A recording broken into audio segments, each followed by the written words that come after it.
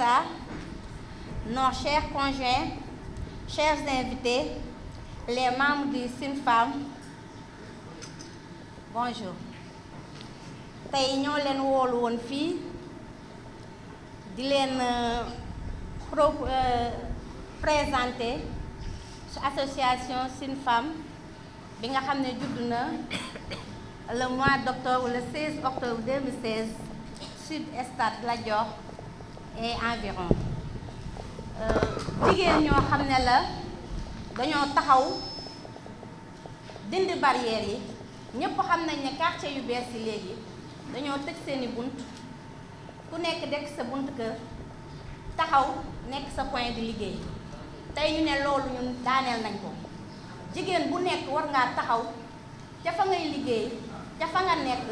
dajale mag ñi ndaw ñi góor ñi jigéen ñi ñu liggéey ku nekk taxawal sa quartier ba nga xam ne ëllëg dinañ taxawal loo xam ne jigéen ñi nañ ci jëriñoo seeni doom jëriñoo ci dëkkandoo yi jëriñoo ci Thiès jëriñoo ci Sénégal yëpp jëriñoo ku nekk boo defee loolu sa quartier defe naa mooy Sénégal bi nga xam ne mooy jëm ci kanam looloo waraloon tey ñu ñëw def atelier bi lépp li ñu taxawal durant 6 mois dinañ ñëw présenter leen ko wan leen li nga xam ne nii dañ doon daje chaque mercredi di def ay cotisation di def ay épargne di def ay prêt tey la ñu ñëw pour wan leen loolu wan leen fi ñu bëgg a dem ak li ñu taxawal pour jëm ci kanam dinaa bàyyi sama membre yi ci kanam ñu présenter ko pour l'instant comme dafa gàtt ñu def pause café ba ci kanam ñu ñëwaat jëm kanam. réussite bu mag parce que boo leen réussir man ma réussir ñu dëkk ci quartier bi ñëpp réussir le maire réussir kon une réussite lañ leen di ñaanal te nag muy lu dëggu ci ñun parce que bi ngeen ko tàmbalee ñëw ngeen wax ci ñu wax leen suñu xalaat man maa njëkk wax ni initiative bi da ngeen dajale ci quartier bi former benn regroupement ngeen di dox ba mujj gi ngeen defal ko seen bopp ñëw ni ma def nañu regroupement bi nangam ak nangam ma kontaan ba yeneen quartier yi nekk ci dëkk bi mën a apporter lu mel nii ci seen yeneen quartier loolu laa leen di ñaanal yàlla du gudd parce que tardement bi dañoo yéex a commencé kon donc loolu laa leen di ñaanal vraiment yàlla leen yàlla jàppale. ñun jigéen bu dee syndicat ñoo fa ëpp bu dee politique ñoo jigéen ñi jëm kanam pour jigéen ñi gis seen bopp ci fa ñu dëkk loolu madame Adama Thiam Kanté ci initiative boobu te di ko wax nii na xam ni mais jiite na si lu yomb doy na fekkee da nga jiite ànd ak xam nañ ni gis naa fi ay kilifa maa ngi nuyu sama doyen Ousmane Fall xam ngeen def.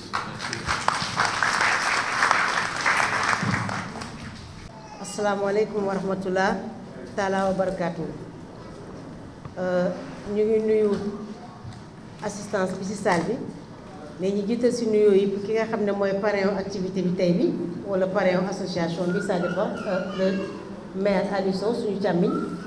di nuyu suñu xarit monsieur le maire moom aussi gis nañ que ne nekk ci parrain yi la bokk suñu kilifa président Sey di président chambre consulaire yi docteur Pape Amadou Ndiaye suñu xarit suñu càmmiñ madame la présidente madame la secrétaire générale monsieur le délégué de quartier di suñu kilifa lim dafay xaw a métti di nuyu suñu borom kër yi ndax du suñu ay càmmiñ ñoo fi toog mais suñu ay borom kër ñoo fi toog di nuyu suñu borom kër yi di nuyu képp ku fi teew ngir màggal ba su synergie femme bi di nuyu aussi waa maam synergie femme ak partenaires yi di leen sant di leen gërëm rawatina madame Thiam Adama Kanté sama jabar man c'est madame Sangaré je suis née Thiam donc sama soxna sama jabar mais di nuyu surtout seen consultant Ali Samb bi nga xamante ne que nii xëy na tey sama juróom kàddu moom moo ko yombal di nuyu aussi suñu sœurs yi nga xam ne xàmme nañ leen ci salle bi nuyu ñëpp man yaakaar naa ne que sama présentation ki fi jógee léegi nekk membre Synergie Femme lu bare wax na ko mais ñu daal di tënk si loo xamante ne que ni dafa nekk plan de développement stratégique du Sénégal parce que lii ngeen def dafa dugg si plan de développement stratégique du Sénégal muy plan Sénégal émergent mu am loo xam ne daf si dugg benn pàcc muy acte 3 de la décentralisation mu yomb lool si man ndax maire yaa ngi ni toog te loolu dafa nekk suqali Sénégal jaar ci gox yi maanaam développement du Sénégal en passant par les terroirs kon lii ngeen def Synergie Femmes jël benn gox benn quartier ou bien ay quartier yoo xamante ni ñoo bokk gox jigéen ñi lëkkaloo jiital seen délégué de quartier jiital seen i borom kër ndax soo xoolee assistance borom kër yi toog ci kanam jigéen ñi toog ci ginnaaw bi ma duggee dama ko rafetlu lool donc loolu yaakaar naa ne que déjà yéen a ngi en de plein pied ci biir ce plan Sénégal émergent di choix di leen félicité aussi période bi ngeen ko def nañ nekk période quinzaine de la femme nga xam ne ñaari ay bés yi ñu nekk yépp ñu ngi màggal jigéen di wax lépp loo xamante ne que nii dafay suqali toogaayu jigéen léegi nag situation wu jigéen gis nañ ne que fii si biir Thiès su ma waxee Thiès nag mooy Thiès région parce que ñun couverture régionale la ñu am nañu plus de 4000 associations de femmes yoo xam ne ràññee nañ ko fii si Thiès te 4000 associations de femmes yooyu soo leen seetloo dafa wuteeg Synergie Femmes dafa nekk association yoo xam ne soit métier moo leen boole soit wëllërante moo leen boole kii moo doon dëkk fii kii moo doon dëkk fële moo tax Synergie yéen li ngeen def mu nekk développement par les terroirs ndax da ngay jël yéen nga xam ne yéen a bokk seen gox te loolu en général plan Sénégal émergent ak ñun ñi nga xam ne ñooy acteurs de développement yi ñun yooyu la ñu gën a rafetal léegi association de femmes yooyu xarañ nañu te gis nañ que ne ko aussi toujours ñu ngi xeex si loo xam ne dafay suqali jigéen ak di xeex ndóol si biir jigéen ndax suñuy wax ndóol en général dañ ko jagleel ñun jigéen ñi léegi te ñu bari aussi wane nañu seen capacité de mobilisation ndax tey kuy wax affaire dajale mbooloo soo amul woowul ay jigéen doo dajale mbooloo donc loolu capacité de mobilisation capacité boobu nga xamante ne que ni laayante biir seeni biir loolu yëpp dafa nekk ay points yoo xamante ne que ni Sénégal gis nañ ko si bi ñuy def diagnostic ñu gis que ne aussi fan yi at yi passé depuis mun naa ne 2007 équité suñu soxna si bi jógee léegi wax na ko suñu sœur 2007 ba léegi Sénégal adopté de stratégie nationale équité ak égalité du ma ko wax parce que man égalité gëwuma ko tellement si am mbirum parce que nit da ngay am kilifa yaakaar naa ñi ma toogoon ak sama bureau xam nañ sama point de vue si affaire boobu man nanguma yàlla mukk méngoo gëdd ak sama borom kër te loolu aussi kiiwul ma ne ko léegi loolu aussi ñu gis que ne que Sénégal dina am loolu voté nañu loi sur la parité au niveau des instances électives bi ñu gisee loolu ñu gis que ne que aussi wax nañ ko léegi am na ay constitutionnalité égalité des sexes mais loolu defe naa si ay mbirum jumtukaay la ñu gis que ne que aussi jigéen ñi de plus en plus ñu ngi nekk si instance de prise de décision yi si programme yi nga xam ne mooy stratégie nationale pour l'équité et le genre am na aussi wax nañ ko léegi on a eu la part belle si projet de crédit pour les femmes ak fonds national de promotion de l'entrepreneuriat féminin donc vraiment jigéen moom fii si Sénégal mën nañu wax que ne que néewaluñ ko doole gis nañ ko aussi xarañte ndax gis nañu ki ngeen jiital Adama Kanté ñun ñi nekk moom chambre de commerce xam nañu luy xarañam ndax laata muy leen jiite tey Synergie Femmes jiite na association des coiffeuses nga xam ne mooy domaine am te gis nañ bi ñu ko jiitalee la mu fa def ay résultats yi fi Thiès am ki wax li ñuy wax léegi yéen a dëkk gis ngeen li mu wax qualité li mu wax bi mu wax la santé tétanisée donc am ngeen ay compétences sans compter ñeneen ñoo xam ne xam nañ ko fi donc loolu yëpp daal bi ñu ko gisee ñu gis que ne actuellement nii aussi offre de financement bi quoi qu'on dise allez jeunes ak plan yi nga xam ne am na fi FONGIP mu ngi fi di gaan docteur Ndiaye mu ngi nii BNDE yéen seen bopp tey jigéen ñu ngi jël ay caisse avec di organiser wu seen biir donc loolu yëpp am na gis nañ ne que aussi am na naam loolu yëpp am na mais am na ay contraintes yi nag pour autonomisation de la femme parce que autonomisation de la femme ñu bari soo ko déggee naam mooy mën jigéen mënal sa bopp mais damay ne toujours jigéen balaa ngay naan naam danga fay nekk ndax mënal sa bopp volet aspect koom bi dafa am na si solo mais am na yeneen aspect yoo xam ne jëluñu ko en compte li si jiitu mooy xam nañ ne que ñun jigéen ñi lu ñu am xarañ lu ñu liggéey suñu xasee ba yegg suñu kër dañuy simmi suñuy daal takk suñu sër di liggéey si biir kër gi te fii li ñuy wax matériel d'allègement des travaux de la femme dafa néew si Sénégal parce que ñun dañuy tàmm di liggéey suñu loxo te am na ay machines yoo xam ne dafa mucc ayib nga xam ne dañu mën a jàppale si suñu liggéey kër yi déperdition scolaire des filles jigéen ñi ñu si bare ku tàmbali dugg ñu dalal la nga war a dem ba am tey sa doctorat wala sa maîtrise soo seetee statistique ci daloon ak ñi yegg foofu lu néew moo fay yegg donc déperdition bi daf fi bari analphabétisme élevé chez les femmes xam nañ ne que Sénégal langue nationale quoi qu'on dise c'est le français mais gis nañ ne que jigéen ñu bari tey pour ñu mën a am làkk-làkk boobu xaw na métti tuuti si ñun jigéen ñi te loolu dafa nekk facteur bloquant ndax su fekkee da nga def autonomisation économique foog nga jéggaani fi nga dëkk pour moo dem à l'étranger pour mën a dem ak a ñëw te loolu aussi fekkee da nga am barrage linguistique maanaam li ngay làkk daf si am li la si gàllankoor te loolu aussi dafay nekk un contrainte si autonomisation des femmes. formation en général sama naataangoo wax na ko léegi mais damay gën a xuus si formation yi parce que xam nga ne que jamono ji ñuy nekk dañuy nekk jamonoy numérique mais jigéen ñi si am formation si informatique néew na lool loolu aussi blocage gestion néew na lool technique selon si sa domaine maanaam kiy ñëw ñu def formation yoo xam ne dafay respecter les normes internationales ndax soo demee ba ne autonomisation war na jéggaani yow fi nga jóge te pour nga mën a exporter il faut nga respecter les normes internationales sur les transformation labellisation calibrage de traçabilité dañuy wax affaire du genre mais on se rend compte que ne aussi jigéen ñu bari xamuñu lan mooy réellement aspect genre suñu nee genre dañuy ne jigéen mais genre mooy ñaari yu yemul mag ndaw góor jigéen ku sa yaram neex ku sa yaram neexul donc genre mooy ñaar ñoo xam ne daal ñoo war a méngoo te mu am tuuti différence donc aspect genre de jigéen c'est pas typiquement féminin accès au financement bi yombalal nañ ñu ko mais aussi am na côté boo xam ne aussi am na fa ay gàllankoor yu bare maanaam docteur Ndiaye yaakaar naa ne sa fonds de garantie su lëkkaloo su difficulté am woon kon fonds yëpp du tax muy ñëw qui plus est jigéen ñi pour ñu am ay garantie yu wóor pour ñu mën a accéder ci financement yu wóor wax ma ay microcrédit yu ndaw nga xam ne coono leen di gën a teg loolu aussi ay contrainte la am na aussi loo xamante ne que nii ñun ci suñu culture la parce que quoi qu'on dit Sénégal dañu dëkk dafa am yoo xamante ne que suñu aada la loolu aussi ay facteur bloquant la ci ñun ñu gis que ne que aussi bon facteur bloquant yi xaaral ma dugg ci ma kii ci avancé tuuti léegi ak stratégique yoo xamante ne que nii ñun gis nañ ko dinañ ko proposer yéen waa association Synergie Femmes pour ngeen mën a atteindre seen autonomisation moo di kay nekk ngeen assurer déjà seen wér-gu-yaram ak seen wér-gu-yaram njaboot ndax balaa ngay liggéey yaakaar naa ni wér-gu-yaram am na solo lool te yaakaar naa ne plan Sénégal émergent am na aspect bu bare boo xam te ni bu am solo jël na ko si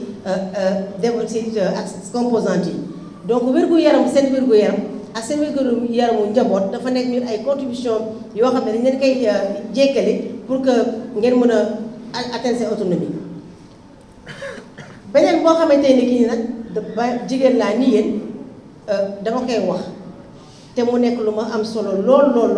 ñun jigéen ñi dañuy liggéey dajale suñu lépp dem indi suñuy conteneur maa ñu ne fii teg suñu ay table jaay suñu caaf ba nga xam ne xaw nañoo tane suñu doom bu jigéen am borom kër mbaa ñuy gént ñu yàq yëpp si benn bés muy gaspillage te loolu yaakaar naa ne àndul ak autonomisation ndax soo liggéeyee ba yegg fa nga war a yegg xëy di calculer lii su ma ko defee sama goro dina ma mere sama jëkkër dina ma mere sama lii dina ma mere nga jël yàq ko si benn bés te il n'est pas garanti que ni que loolu soo ko yàqee sax sa toogaay wala sa toogaay bu rafet bu am ànd ak jàmm garanti na ko loolu yaakaar naa ne yàgg nañ ko wax te am na sax loi boo xam ne dañ ko teg mais ñun respecté wuñ ko ndax dañu jiital trop suñu aada donc loolu moom vraiment Synergie Femmes Adama Kanté dafa nekk loo xamante ni dafa nekk ñaari plaidoyer yoo xam ne jëluñu ko en général ci autonomisation muy aspect santé aspect gaspillage loolu mën a koy jox bëgg vraiment ngeen teg yéen gis nañ fi ay kuréel yoo xamante ni dañuy teg ay charte day ko def ay daanante seen biir si ñoo xam ne respecté wuñu yooyu ñu leen di ñaax pour que ngeen respecté loolu. autonomisation économique des femmes autonomisation économique des femmes nag suñ ko waxee am na si ay propositions yoo xamante ne que ni dañ leen koy defal parce que yaakaar naa ne ko am na plan Sénégal émergent Sénégal teg na ay jumtukaay yoo xamante ne que ni war ngeen ko mën a jëriñoo pour ngeen dem dama leen di encouragé pour que ngeen jël loolu outil yi nga xam ne teg nañ ko te kii comment dirais-je te mu mettre la mise en œuvre a démarré depuis 2015 léegi pour loolu stratégie d'émergence lu ma leen di gën a njëkk a orienté mooy renforcement des capacités sama naataango bi fi jógee wax na ko parce que ñun ji en général dañuy jël prêt liggéey mais gëmuñu suñu bopp que ne war nañu moo def comme góor yi di investir dans les industries wala di teg li ñuy wax PME entreprise yu mag a mag fii si salle bi suñu wootee mobilisation jigéen ñi fi ëpp mais suñu wootee rencontre avec des partenaires nga xam ne technique et financier wala ay mission économique yu jóge ay pays étrangers di ñëw Sénégal góor ñee fi ëpp te loolu du normal ndax gis nañ ne que jigéen ñi actuellement nii li ñu mën si développement économique li ñu mën si xarante keesu avec yi wax naa ko sànq actuellement nii ngeen baal ma yéen góor ñi mais gis nañ ne que capacité business boobu góor yi nga xam ne jàng nañu ba amee niveau yi amuñu ko ñi si réussir en général mooy ñi nga xam ne informel la te dañuy def formation ba ñu nekkee xale ba yegg foofu ñoom ñooy génn si yenn génn yi mais jigéen ñi war nañu mën a gëm seen bopp teg ay entreprise entrepreneuriat féminin dafa am teg ay entreprise yoo xamante ne dañ koy formaliser recruter seen personnel di liggéey di ñefe pour di accéder si marché public yi loolu aussi dañ koy quitté dañ leen siy ñaax te en général yaakaar naa ne wax nañ ko lëkkaloo ngeen ba pare lëkkaloo bi doole la te ngeen synergie association la association c'est à but non lucratif maanaam association amul teguñu ko pour muy am bénéfice mais seen association synergie femme bi bëgg waxtaan pour que ngeen indi ko en groupement d'intérêt économique mun na am ñaari statut juridique association bi c'est l'aspect communautaire mais l'aspect économique mooy ngeen def ko groupement d'intérêt économique fii lañ ko defee chambre de commerce ngeen ñëw ñu enregistré leen ko soo ko defee ngeen mën a teg ay programmes yoo xamante ne ki nii des programmes économiques lay doon ndax am na ko wax sànq yaakaar naa doyen Touré wax na ko sànq Sélé bi muy jël kàddu seen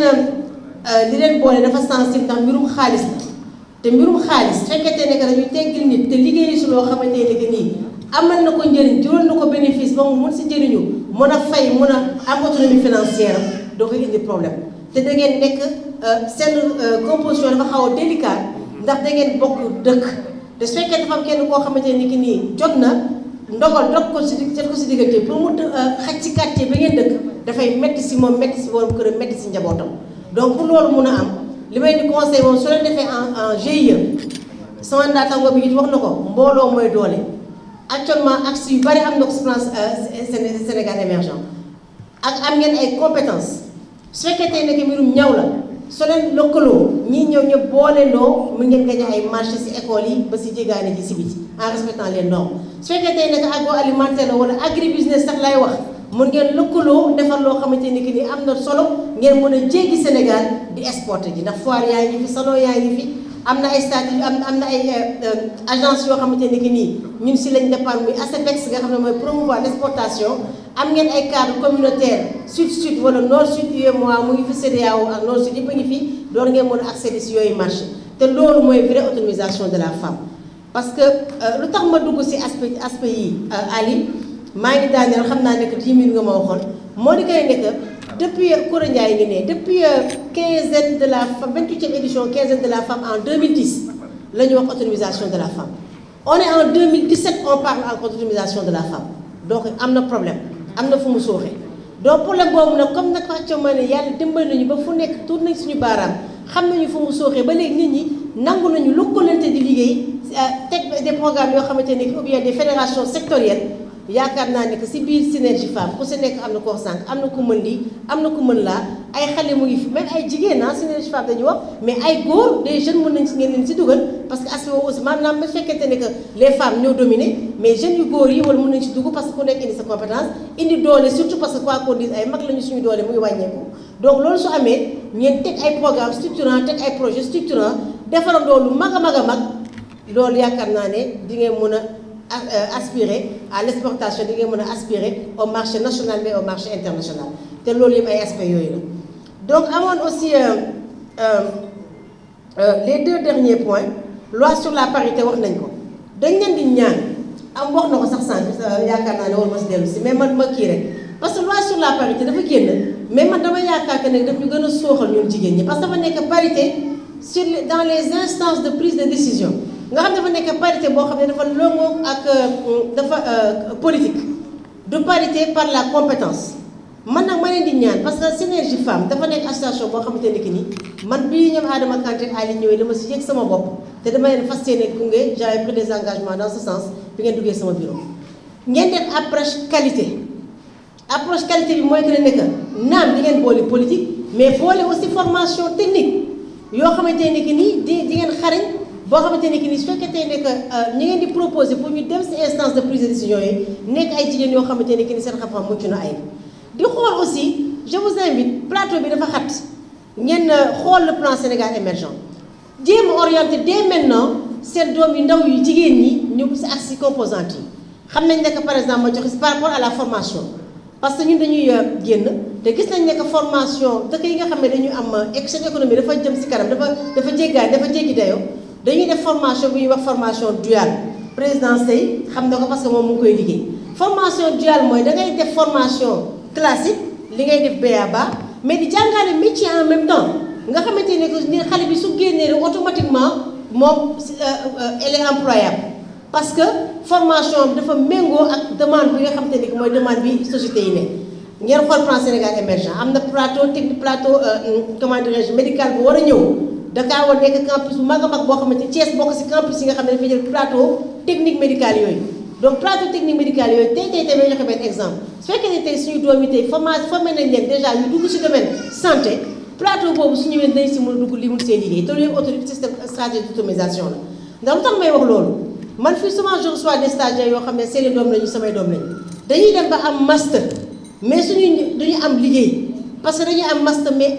mënuñu leen jëriñoo parce que ils sont inemployables damay obligé di leen teg fii si accueil ñu may jëlal ay numéro ay appel di enregistré ay courrier ñi dem nànk ñi nga xam ne ñoo leen ëpp diplôme ëpp leen xarañ foofu chef leen si kër gi parce que ñoom ëpp nañ leen expérience donc yaakaar naa ne formation qualifiante dès le départ baax na ngeen xalaat ko dès maintenant Adama Kanté parce que comme da ngeen nekk si gox yaakaar naa ne gox bi Synergie Femme dafa nekk association boo xam ne dafa dajale ay famille ndax yéen a ngi si mais seen ay doom ñu ngi fi pour préparer la relève dès maintenant fexe ba xale yi employable donc man daal yaakaar naa ne si tënk rek parce que temps bi dafa gàtt j'avais préparé vraiment loo xam ne yaakaaroon naa ne suñ ko waxee tey lu bari dina gàllankoor mais on a démarré à midi presque 1 heure alors qu'on devait que démarrer à 9h30 donc loolu moo tax may tëj rek si wax ko ne que plan Sénégal émergent jël na en compte besoin ak yelleefu jigéen ñëpp léegi aussi ci domaine boobu am na benn ak composante bu tudd autonomiser et promouvoir la femme et la jeune fille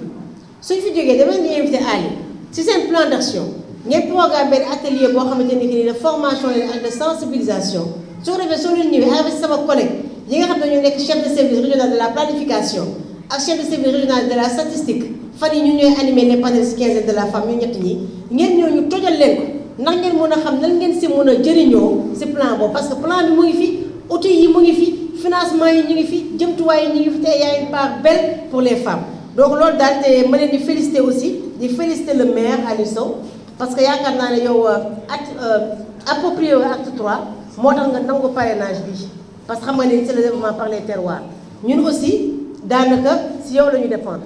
donc la te joxe nañu suñu bopp te plateau bi aussi ñu leen di féliciter Adama ni ngeen ko defee FONGIP chambre de métier mairie chambre de commerce vraiment yaakaar naa ne que c'est pas un hasard sans compter ñi ne si ginnaaw ñu di ko wax les syndicalistes ak ñi wax donc plateau bi ma leen di féliciter si qualité plateau bi nga xam ne da ngeen ko def mais di leen di ñaan mu bañ a yem si tey ngeen tege seen plan d'action kenn ku si nekk ngeen ñëwaat si ñun présenté ñu ko su ko defee kenn ku si nekk mën a jël pàcc bu mu si moom jàppale leen si man daal si gudd naa mun ma wax si gàttal mais y avait tellement de choses à dire que nekk te li ngeen teg dafa am solo moo tax ba mënu woon bañ a yegg dugg xuus si yenn domaines yi donc vraiment maa leen di gërëm di leen sant wasalaam.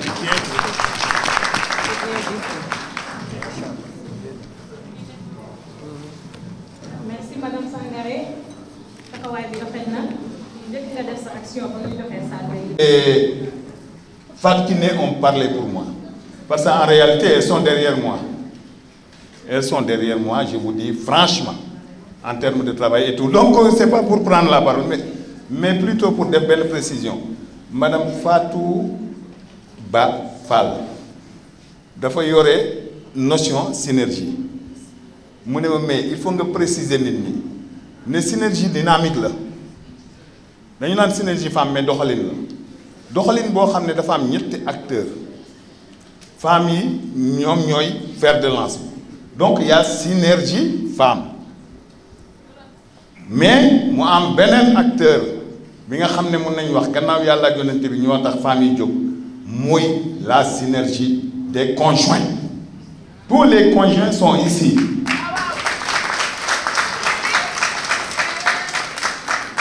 La dernière dimension, synergie des partenaires. Ce qui fait qu'en réalité, synergie dafa nekk famille d'abord, la famille, parce que quand vous dites les conjoints et les femmes, vous avez les enfants, mais aussi avec tous les partenaires. 3 dimensions yooyu la jigéen ñi di liggéey loolu moo waral bañ jógee ñoom teg seen GIE def seen ñaq et je précise vraiment c'est la première fois président Sey depuis 2001 maa ngi sa keppaar mais c'est la première fois ma gis ay jigéen ñu nangu def seen ñaq te musuñ ñaan ça m'a étonné et pendant 7 mois d'habitude toute l'expérience quand elles font 1 mois cotisation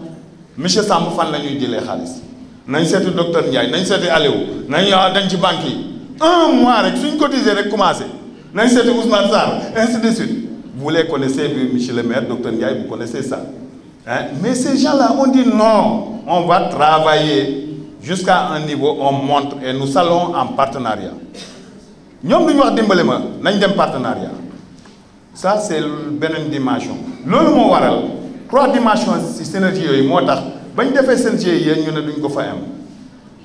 dañuy teg benn société bu représentative parce que les autorités vont partir dinañ dem après la pause mais au moins ñu xam ça elles vont mettre en place une société à responsabilité à participation populaire et capital variable. Ça existe maintenant dans l'OHADA. Ce qui fait que tey commencé nañ jaay action yi soo leen fi toogal ni ngeen gis ñoo xam ne dinañ ci bàkku ne suma jëkkër jënd na action et elles disent à tous les maris d'acheter au moins benn action société boobu mooy nekk élément moteur boo xam ne mooy propulser le développement. Elles ont choisi ce statut juridique parce que dañ ne dañu ut statut juridique bu respectable duñ fi nekk ay groupement de promotion ay groupement d'intérêt économique qui ne sont pas respectés par l'environnement. Elles mettent en place un outil boo xam ne c'est assez solide qui leur permet au moins de contribuer au plan Sénégal émergent. Léegi elles m'ont dit que ma wax leen ne commencé nañ jaay action yi et bëggoon nañ autorité bu nekk balaa muy dem mu jënd benn action ci madame Ndoye wala ci buntu bi parce que ça sera symbolique et ça leur apportera vraiment beaucoup de trucs les conjoints moom nañ leen ci biir kër ga ba ku ci nekk defe naa indaale na 20 000 francs pour jënd action bon donc je voulais préciser ça beneen élément bu mujj mooy dañuy ne képp ki nga xam ne indi na enveloppe bu mu leen di dimbale mu déposer ko aussi au niveau de la table auprès de madame Ndoye waaw voilà merci. Monsieur le maire de la zone ouest, monsieur Alioune Sow, monsieur le maire de Chérif Lo, mon ami et frère Ousmane Sarr, monsieur le président de la chambre des métiers de Thiès, mon ami monsieur Sey, monsieur le délégué de quartier monsieur Sele Diop, son grand frère, monsieur le président, madame la présidente de Synergie Femmes, madame Thiam. Je veux dire clairement madame Thiam parce qu'elle y tient et c'est important. Monsieur Thiam qui est là, vraiment nous saluons également monsieur Thiam. Nous, monsieur Ale Sam, qui est un promotionnaire du lycée, qui est consultant et encadreur de Synergie Femmes, et l'ensemble des invités en leur titre. maa ngi donc rafetlu bu baax tey ji panel bi ñu fi fekk li ñu gën a neex nag ci toogaay bi moom mooy qualité personnalité yi nga xam ne ñoo toog fii tey ñii fi ne ñëpp ay personnes ressources lañu yoo xamante ne ku ci ne ci sa domaine war nga cee mën a indi lu am solo ci seen groupement bi. gën a rafetlu tamit ba ñu ñëwee fekk fii seeni jëkkër ndax jigéen ñi mënoon nañ ñëw fekk benn jëkkër du fi toow kon day mel ni peut-être la ñuy def mën na seen jëkkër yi ànduñ ci waaye tey rafetlu nañu ne Synergie Femme taxaw na mais defe naa Synergie Conjoint moo gën a taxawati parce que ñoom ñëpp ñu ngi nii lii ngeen di liggéey tey cela va en droite ligne comme l'a dit Madame Sangaré qui a fait une brillante prestation di wane engagement aux côtés des femmes lii cela va en droite ligne ak président Macky Sall lii nga xam ne moom la teg muy PSE ci PSE dafa am acte 2 bi ci deuxième phase bi moom mooy capital humain te ci capital humain boobu amélioration du capital humain boobu yéen seen groupement yi ngeen di daf ci am importance muy laaj tey mu am lu ñuy wax tombé moo indi ay gaaf ngeen di def ci seen lancement plateforme bi ci biir quinzaine de la femme et cette quinzaine a pour thème autonomisation de la femme yéen seen thème tey nekk autonomisation de la femme kon du hasard mu demandé ci biir ay objectifs yoo xam ne da ngeen ko war a atteindre te monsieur Samb wax ko objectif yooyu am na ay gàllankoor yi madame Sangaré listé na ko tuuti mais am na ci des yu bari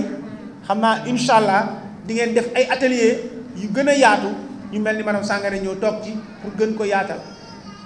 mais lii ngeen di def nii dañ ko war a mën a dupliquer pour que mu am ci yeneen quartier yoo xam ne dañ ko fa mën a def pour que jigéen ñi mën a àndandoo bokkandoo liggéey pour yokk seen koom. Le président Macky Sall dafa wër Sénégal jaar ci ay dëkk-dëkkaan yi ba xam ne dafa am importance jigéen ñi dañu am difficulté pour accès au financement loolu ngeen doon jàmbat léegi accès au financement yooyu ak accompagnement yi moom moo tax président Macky Sall teg FONGIP le fonds de garantie des investissements prioritaires fonds de garantie des investissements prioritaires boobu dafa am ñaari fànn yu ci am solo yoo xamante ne ñetti fànn la waaye pàcc bu njëkk bi moom mooy pour jigéen ñi ak góor ñi yëpp ci yem petite et moyenne entreprise yi et mais président Sey mi toog ak madame Sangaré du chambre des métiers xam nañ ne gàllankoor bi gën a mag ci accès au crédit yi moo doon garantie te loolu moo tax président Macky Sall daal di indi FONGIP muy fonds de garantie des investissements prioritaires pour ñi nga xam ne am nañ ay projets yoo xam ne dañu nekk des projets comme ni ñu ko daan waxee projet bancable mais garantie te leen FONGIP da leen di accompagner pour que garantie boobu mën a nekk pour que léegi ñuy dootuñu waxati problème mu financement ndax garantie moo ko téye ci loolu aussi président Macky Sall ci FONGIP mu demandé ñu en dehors de la garantie bi nga xam ne dafa am importance ñu daal di teg lu ñuy wax bonification moom mooy mu jël alal ñu dugal ko ci ay microcrédit moom mooy société financière yi ak banques yi waaye ñu demandé leen que ñu su koy leble mais suñ koy lebal jigéen ñi ñu def ko ci taux yoo xam ne dafa xel da koo nangu ndax jigéen ñu bari dañ doon liggéey ci financement ñu am gàllankoor ndax dañ leen dugg ci banque wala microcrédit mais taux d'intérêt yi ñu leen di teg day bari ba nga xam ne ku ci gis yaa ngi lott jaay nga sa or jaay nga sa lu ne say jëkkër jaaxle na loolu lépp muy nekk lu difficulté yoo xam ne président Macky Sall mi ngi koy jël par l'intermédiaire du FONGIP muy bonification boobu muy permettre jigéen ñi mën a am accès surtout les groupements de femmes am accès au crédit mais à des taux bonifiés moom mooy taux yoo xamante ne xel da koy nangu moins de 8% au lieu de 15 à 16% wala 18% yi nga xam ne moom la ñu gis sur le marché te yooyu ce sont des taux presque usuraires mais loolu suñu amee itam ñu bàyyi jigéen ñi kese ñu dem noonu wala ñu bàyyi jeunes yi kese ñu dem noonu ak seen financement li ñuy gis mooy ñu bare dañuy am problème ëllëg mooy encadrement ñëw encadrement boobu mooy permettre accompagner ñi nga xam ne ñu ngi leen di financer loolu nag su ma ci doon wax sax am na ci ñoo xam ne les voies plus autorisées monsieur Alé Samb mi toog bokk na ci ñi nga xamante ne ñoom ñoo njëkk nekk ci biir FONGIP di accompagner jigéen ñi di leen accompagner tamit GIE yi ak groupement yi pour que formation bi ñu leen di defal pour que seeni projet bañ a nax saay moom ci ñi ko bokk la loolu moo tax tey soo leen àndee ak moom tey mu nekk ci seen parrain presque parrain quand je dis parrain entre guillemets membre parce que ci synergie conjoint la bokk kon yéen war ngeen xam ngeen ne kii war ngeen ko gën a jege pour que mu gën leen a jàppale gën leen accompagner parce que xam-xam bi yor na ko te am na engagement bi te soxnaa ma ngi fii pour téye ko du daw du rëcc.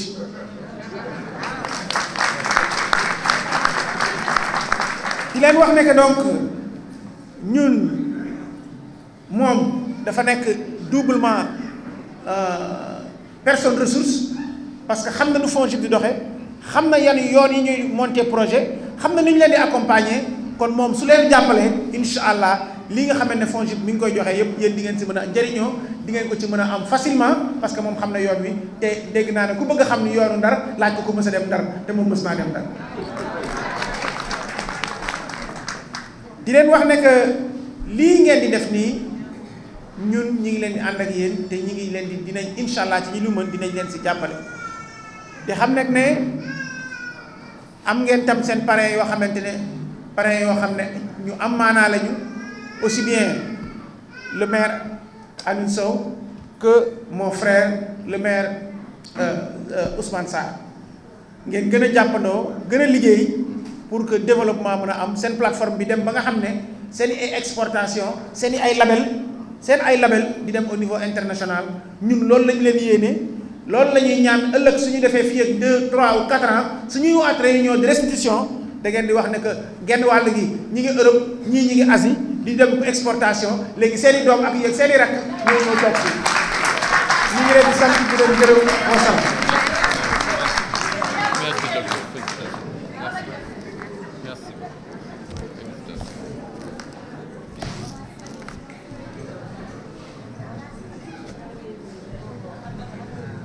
ci table bi yëpp di nuyu la présidente de Synergie Femmes di nuyu également monsieur Alé Samb di kontaan trop nag tey ci invitation bi ñu ma defal pour ma participer quand même ci ndaje mu rafet mi ndaje mu taaru mi kaar macha allah. kon je serai pas très prolixe dama ne woon sax du ma jël kàddu bi ma monsieur Samb joxee kàddu léegi parce que dama ko ne fekk naa fi suma rakk suma xarit muy monsieur le maire Aliou Sow très sincèrement mënoon na ma yóbbaale géew parce que fu ma ko fekk rek su waxee vraiment mën na ma waxaaleel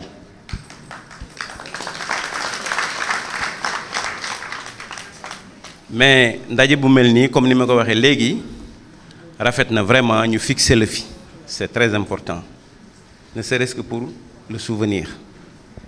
man nag comme ni ko madame waxee léegi acteur de développement la def naa 36 ans de service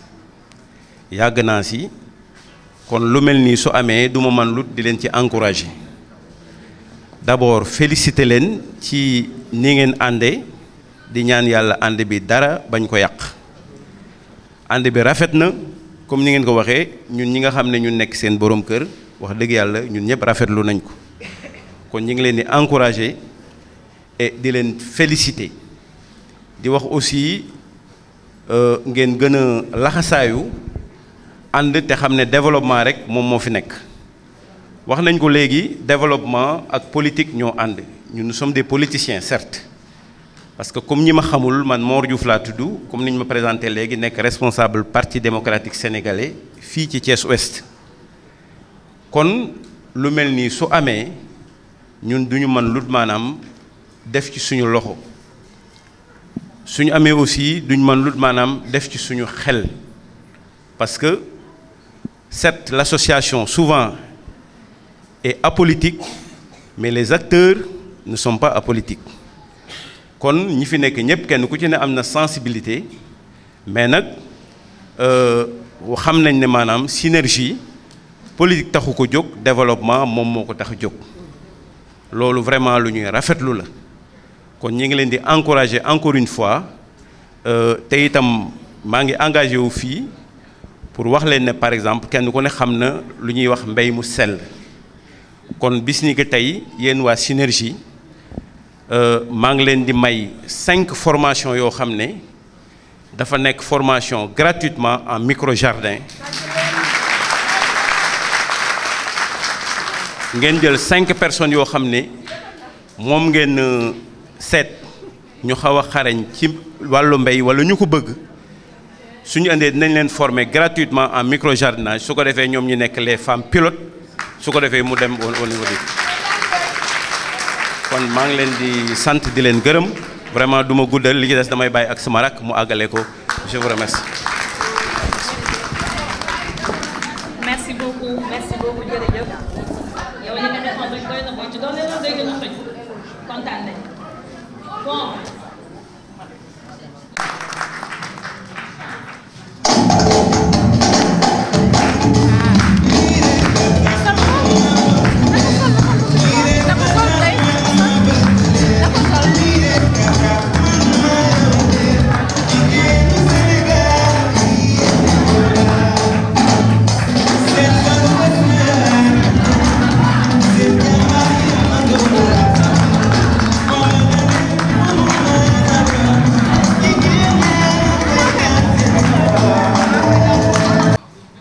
saas boobu ma bëgg ñu tàccoon suñu délégué kat bu baax a baax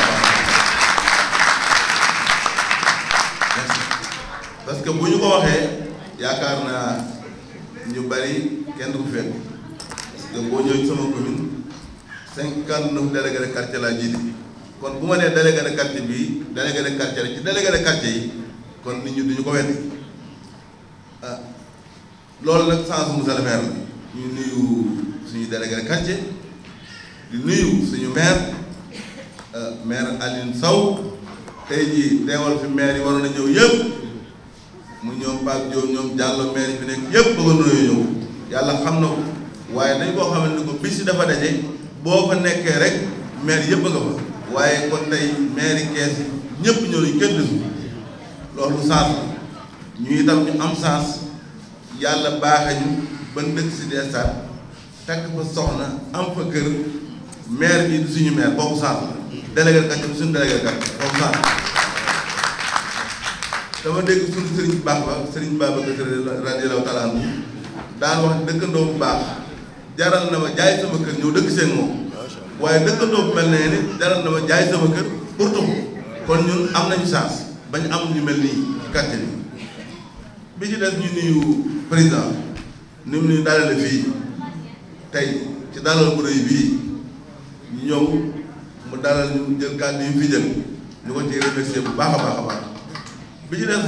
may nuyu sama xarit sama doomu ndey di docteur Pape Amadou Ndiaye docteur moom dafa tàccali ko baax parce que docteur moom docteur la maa ne moom dafa nekk acteur développement avant muy yor lii doon jël alalam jël dooleem dugg ci biir kees xam ne doomu kees la xam ne ñu war a defar kees ci la bokk moom mu yor pusoom di ñaw moom xàmmeewul jànj ak joor docteur moom ñépp la maase ne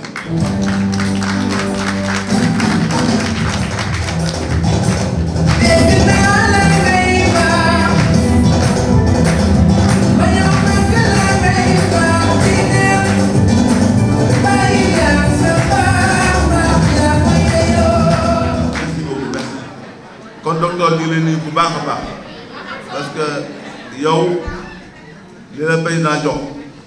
gisagoo dara waaye dani acteur développement li ngay liggéey ci askan wi naa la jox li nga départ ci dem ak askan wi loolu du ñëpp lañ koy wax docteur yaakaar naa dimanche bi passé toog nañ ba 23h05 la wax ci yow bari na lool ba ma ñëwee dama laa woo sama kër le président de woo na ma recevoir na ma waxtaan nañ ci lu bare bari kon docteur fi nga jàpp foofu la wala fi ne daañu wax ni la nga jàppoon ba am lii bu ko bàyyee dig na la fi nga jàpp rek foofu la bi ci des yaakaar naa mbooloo mii kum dalul sa xel monsieur le maire yow am nga problème monsieur le maire am nga problème li nga jiite bari na waaye mbooloo mu mel nii bariwul mbooloo moo xamante nii jigéen ñëpp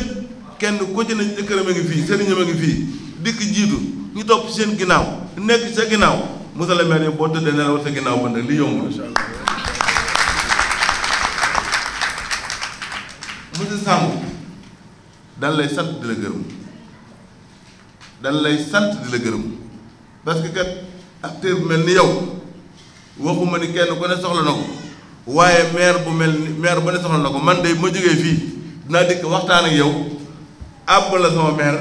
nga ñëw te sama maire yi jàppale ma ci samay jigéen parce que fu ne aw naa fa yor informateur waaye acteur bu mel ni yow li ma dégg fii tey ñu wax ko dem naa ci réew yu bari dem fu bari waaye ñun de chance bi ñu am ñu waa Cité Stade wax dëgg yàlla bariwul ñu ko am kon yàlla na yàlla yokk xam-xam bi wéral tey beneen bi ci des yéen jigéen ñi yow ngeen dalal seen xel yow ngeen dalal seen xel docteur dina jàpp président dina jàpp waaye ni ko monsieur Samb waxe bay sa yow tànk ñun ñoo war a jàpp ba pare kuy ñëw fekk ñu ci ñun ñoo war a jàpp ku am 100 francs indi ku am 200 francs indi ku am 300 francs indi ñu xam ne ñii kët ñu am fulla la ñu am fayda lañu du jigéen ñi rek ñun ñi nga xam ñooy seeni sëriñ nañu laxasu takku parce que li jigéen ñi def ñun ñoo ko war a def mais amuñu jot gi tëluñu ko ñi nga dañu guddeeg bëccëg kon ñun nañu takku encouragé suñu soxna yi gën leen a jàppale mooy jàppale suñu bopp parce que quartier bu baaxee ñoom la quartier bu bonee ñu ni góor ñi la kon ñun nañ taxaw jàppale waa jigéen ñi bu baax a baax yaakaar naa am na ay acteurs développement yi ni ci dëkk bi biñ ma koy wax naa leen ko ku ci mel ni Pascal Dione chef de centre impôt domaine waroon na ñëw tey parce que dama ko wax ni ko suñu koñ suñu quartier suñu maire moo xewle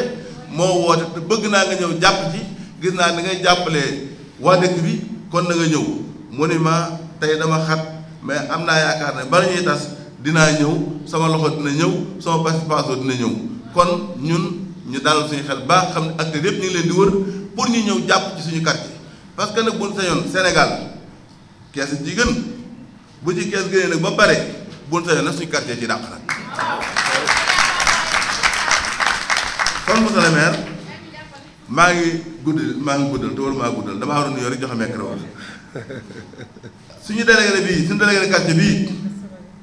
ñëpp war nañ ko ñaanal parce que li may doon wax rek wax naa ko président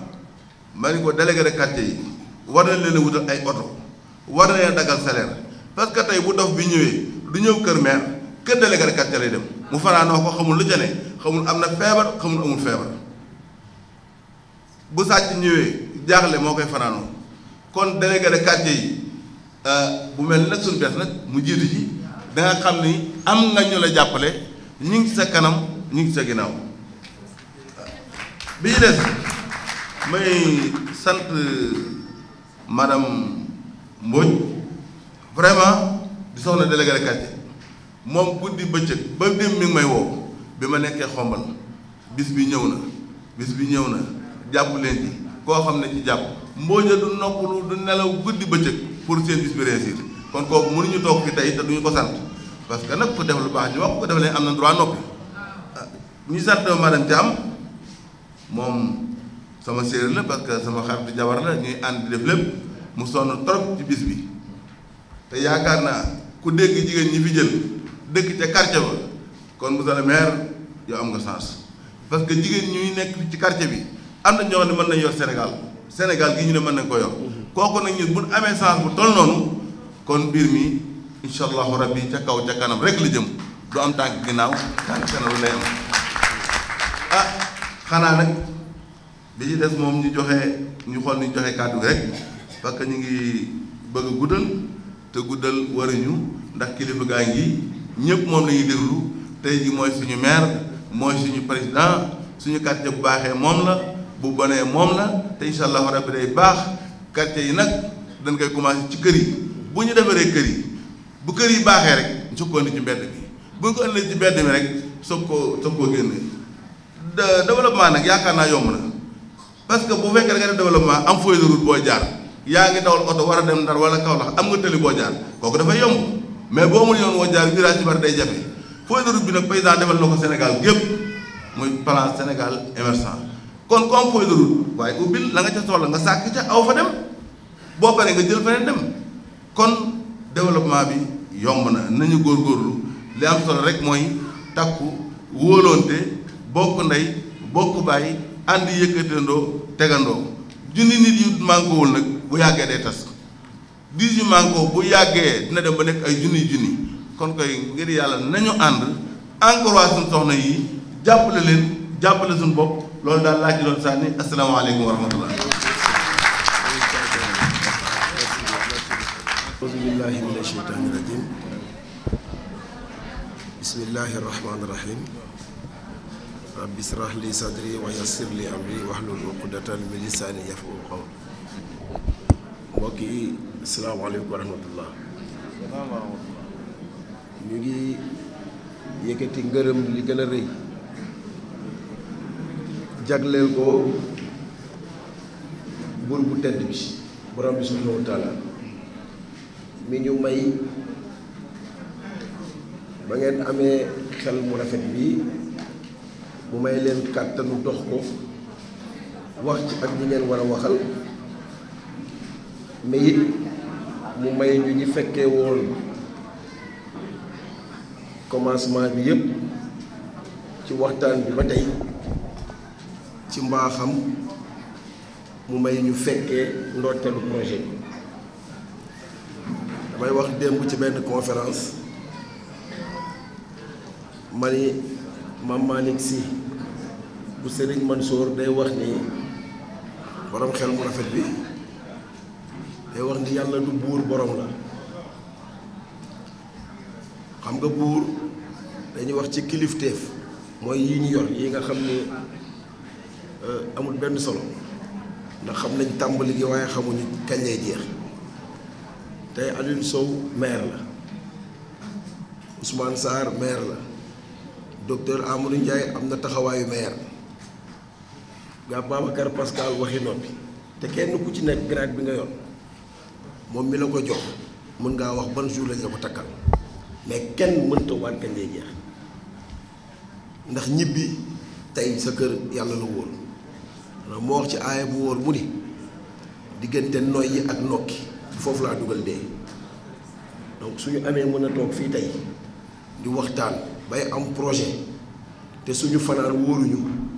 wala ñuy def leen dañ koy delloo njukkal. damay nuyu ñi fi nekk ñëpp nuyoo bi nag damay def mag ñu baax ñi fi nekk ñëpp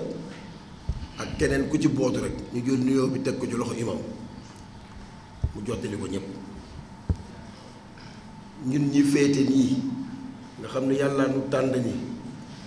boppam ba su doomu aadama yi toogee ñu jàkkaarloog ñoom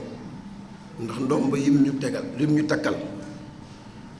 sànq bi may wax waxi yàlla du buur borom la ndax bu fekkee daf ñuy takkal ndomb tànk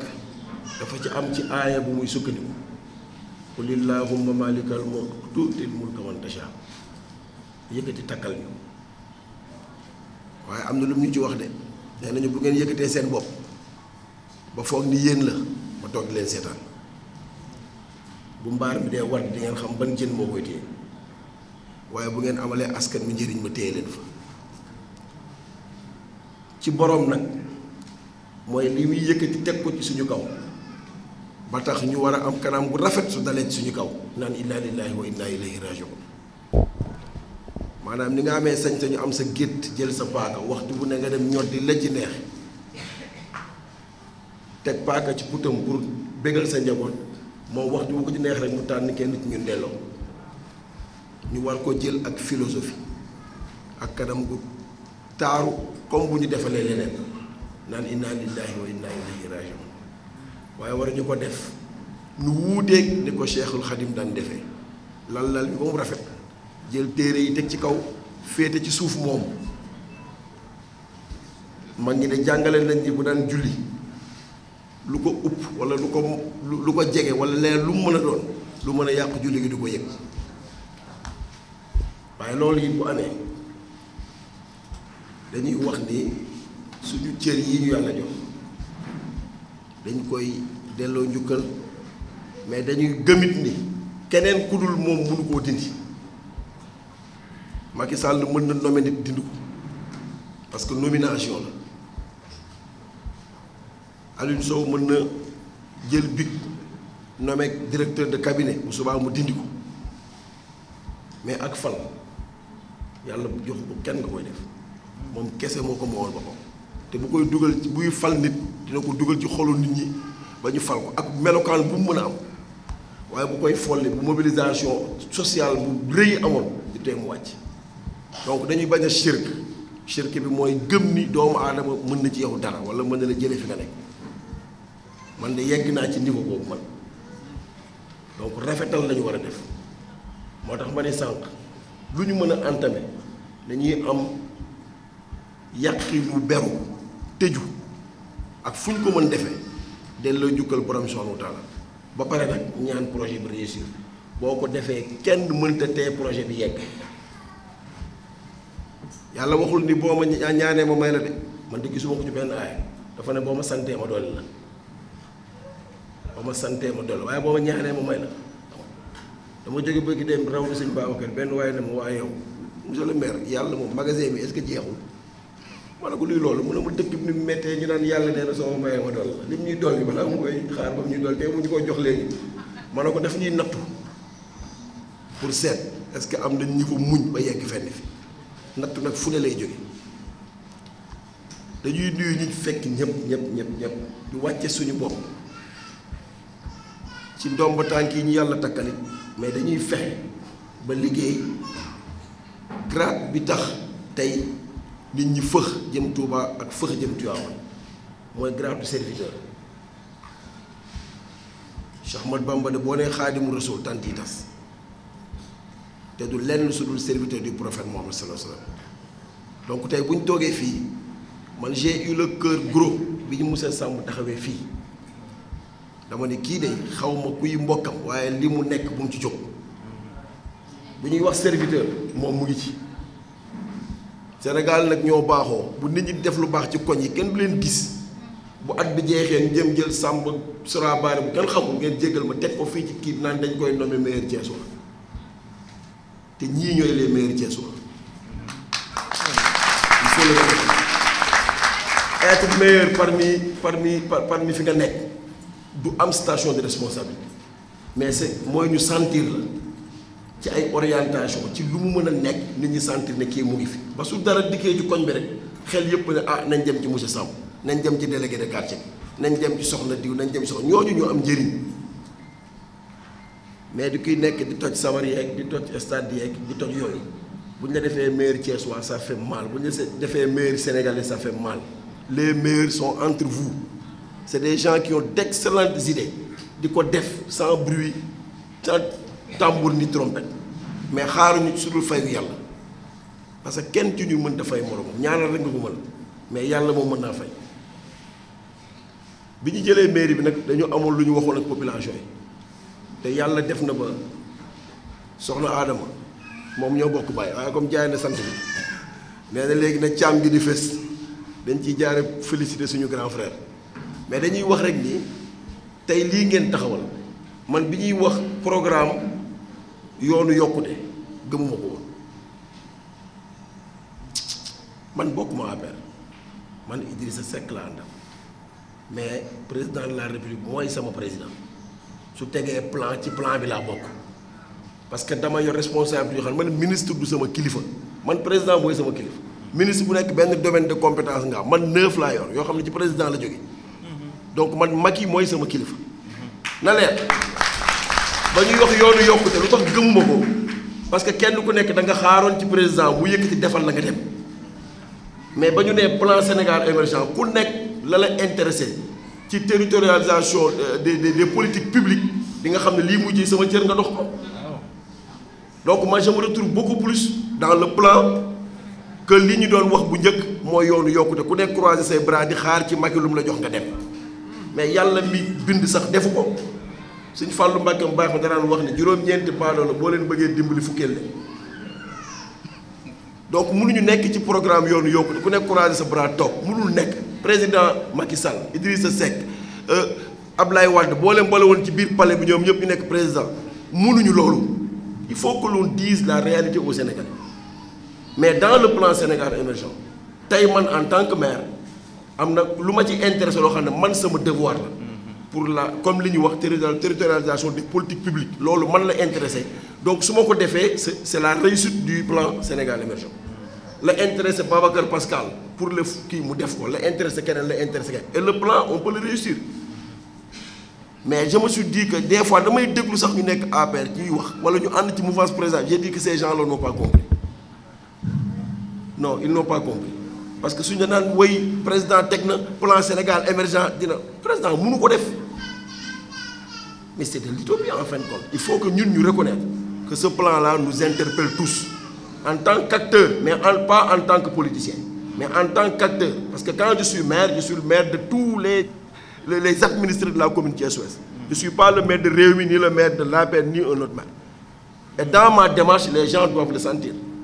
Quand nous sommes venus, je les femmes, je politique mais tendue. Je suis venu à faire. Le prophète Mohamed sallallahu alayhi wa sallam, je l'islam bëgg ko amul benn diine booy dem ubbi livre ñuy waxuñu taalibe bu yelwaan waxuma loolu mais magum jëm amuloo dara lu manqué ci say cër nga toog di xaar pour di defal loolu amul benn diine bu ko nangu donc man bi ma ñëwee ma wax ci ak femme yi ne leen mais nañu teg ay dem nag ci service yi ko yor yëpp seeti leen ne leen man dama bëgg ñu def une nouvelle démarche mooy jigéen ñi xam ni tàllal loxo ñaar ñi ci gën a bon ci la nekk mooy xaawi sutura mu ngi ci mais yabeel mu ngi ci donc nañu xeex ak lii mais malheureusement hier j'ai appelé Madame Fall développement communautaire ma ne ko moi je veux former de nouvelles femmes leaders dans ma commune et dans mon parti pour que ñu xam ne un parti politique c'est pas su ma Ousmane Sarr defalul ma xarab ko un pays c'est pas si docteur Ndiaye a des responsabilités yu ko président jox dama ci gis sama bopp par force mais loolu mooy lan. Il faut que les gens se mettent au travail. Maintenant, le mécanisme, c'est comme lui. Nous avons le wóor maire xam ne am naa ci cër dama ko war def ma def ko. Et demain, dans le bilan de seen action bi ñuy def synergie femme kenn mënu cee seppi action bi ci maire def. On mettra dans la comptabilité bi ñuy def kii ne ah monsieur le maire lii ko ci waroon def na ko ci. Et là maintenant dañuy jóge ci phase bi ñu bëggoon nekk dem ci beneen. Et je veux vraiment que cela mu nekk lii une leçon pour les autres quartiers de la commune. À Grand Standing, on a vu naître ces mouvements de femmes. Je peux dire même que synergie là parce qu'il y a toutes les associations qui sont réunies. Ba ñu ñëwee gisee ak man monsieur le maire nous voulons travailler. Qu'est-ce que vous voulez? Monsieur le maire suñu kon y a une réalité, il y a pas de moulin à mille. J'ai dit OK, organisez-vous. On vous met le moulin à mille. Pas ay dem ngeen ñuy fay mais d'autres leen ma laaj suukaru koor d'autres leen ma taxawul di wax ay tabaski gi mais vous allez travailler ba pare seen honneur moo ci nekk parce que maire lim la jox dondul alalu baayam doomu alkaati amul lu muy donn ba koy maye maire lim leen di jox alalu askan bi la leen di delloo si le maire arrive à décrocher une machine moulin à mille jox ngeen liggéey jàpp leen ni ci impôts yi la jël delloo leen ko donc seen alal la xëy na nag am nañu ko waroon def defuñu ko su ngeen ma nee merci ci cadre boobu laa koy dugal su ngeen ma félicité ci cadre mais du ngóora parce que li la war na nga def ko dans semaine prochaine on sera inchallah à Thiès non SAPCO pour les mêmes actions oui mais on ne peut pas le faire à Grand Thiès parce que la réalité à Grand Thiès c'est qu'on est à proximité d'un marché qui peut-être il y a beaucoup de moulins à mille soo ko fa defee fa mais ban domaine la femme yi war a mën a gi c'est en ce sens que je suis allé à Dakar la semaine passée voir le professeur Ndiaye bi moom Esteval fruit ma seeti ko ne ko moi je vais former 100 femmes dans ma commune 100 au moins dans chaque quartier ñu jëlee fa 4 indi leen former leen en transport et ci base boobu commune bi dafa voter pour que ñu appuyer les femmes mais on peut pas appuyer quelqu'un qui n'a pas été formé c'est jeter son argent xaalisu askan bi soo koy dugal ci ay femmes yi ñu formé ba pare 100 femmes bien formées diplômées avec nag waxuma formation wu ñëw fii def non avec un budget consistant une excellente formation en 2 phases de 100 femmes diplômées ñu mën a dem seeti maintenant les instances financières wax ak ñoom mettre les fonds qu'il faut soulever des fonds jox leen ñu dem liggéey. Le projet est arrivé sur ma table depuis 2 jours. Ça se chiffre presque à 6 millions et quelques, mais la mairie est preneur. On va faire la formation. Parce que jàngal famille, ba ñu am revenu seen bopp moo ñu gënal fop bàyyi famille ñu ñëw ci mairie bi di tàllal loxo koor gi nga ñëw sama suuk sama koñ ba nekk fee sama li en fin de compte c'est humilier même cette franche femme qui est bien respectée par le Tout-Puissant là. Donc loolu mooy politique bi ñu doon tëral chez les jeunes je dis que li may wax nii c'est pas pour vous jeter des fleurs que ça soit clair man Grand Thiès laa dëkk. li may wax ci jeune Grand Standing di ko wax ci femme Grand Standing di ko wax ci sud du stade c'est pas pour vous jeter des fleurs su ngeen ko arrêté suba su ma demee ci conférence damay toogaat ni lañ doon def dara du ci dëgg parce que du ma fen ci ëllëg du ngeen ma layol que ça soit clair. Moi je suis free lu ma yàlla tegul doomu aadama du ma ko teg du ma dem di wut lu neex famille pour ëllëg ñu ne nañ votel maire ma naan da ngeen xonq fekk jegewu leen sax marron du ma ko def. Je vous dis que ci yoon bii ngeen nekk ñu leen di féliciter bu ngeen ko wàccee ñu noppi ko wax donc vous êtes sur la bonne voie. À Grand Sanding pareil, dans d'autres quartiers pareil, mais dans certains quartiers on a des difficultés parce que les femmes sont ancrées dans cet esprit-là de docteur Ndiaye na ma jox maire na ma jox yooyu ça ne tient pas là wala ñëw ci maire naan ko ah Pascal de du waaja bañ ko laajee joxuñu mais Pascal dafa mën a distribuer ñëpp fan la koy jëlee bu ko defee sax war nañ ñi mais Pascal war nañ xool ay affaire am mais s'il y a des projets yoo xam ne tey comme bii bu ñu ko yëkkatee Pascal yëkkati la mu am jox ci kii def ko keneen def ko keneen def ko dootuñu xaar ci faamu sud stade yi ñu ñëw di taxaw buntu impôt wala buntu mairie et là c'est un appel qui demande la réponse de tous les responsables de Thiès politique comme apolitique ñëpp ñoo war ñëw dugal seen loxo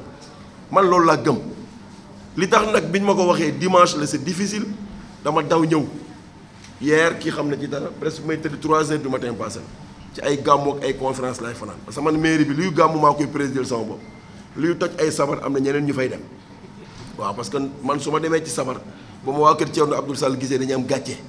dañ naan kii ndongo bu yalwaan fukki at jàng alxuraan dem di jiite ay sabar dem wax naa ko fii kii a ngi toog ma ne ko man am na lu ma gëmul. waaw ginnaaw bi ma sant yàlla julli ci yonent bi dama lay remercier yow Omar ci occasion bi nga ma may nii ma apporter quelques explications pour justifier sama présence ci manifestation bu am solo bii comme ni nga ko waxee damay jiite benn mouvement de soutien au président Macky Sall bu ñu tuddee mouvement Doolil Macky mouvement boobu nag moom dafa jël décision